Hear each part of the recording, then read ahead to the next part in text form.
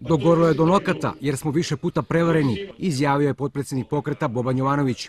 On je, obraćajući se pristalicama pokreta u Ćupriji, istakao da je aktuelna vlast u ovoj pomoravskoj opštini napravila veliku štetu i da je vreme za ne samo promjenu režima, već kompletnu promjenu sistema u zemlji.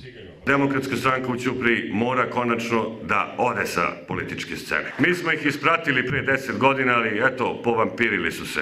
Ali zašiljili smo kolac.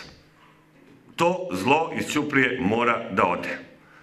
Pokret radnika i seljaka trenutno čini 28 organizacija. Na skupu u Ćupriji podršku su pružili i članovi Vlaške demokratske stranke Srbije.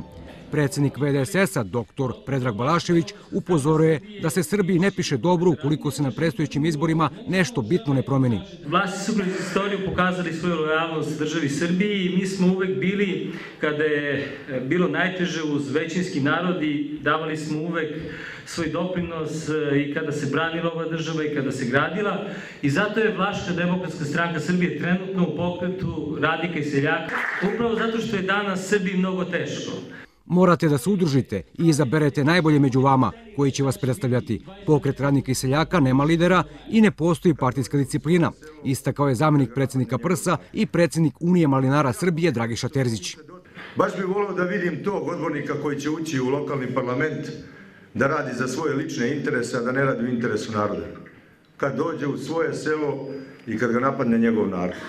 U državi Srbiji apsolutno više ne postoji ni zakona ni pravde, da Srbija država nije pravna, u državi se ne sprovode aktuelni zakoni.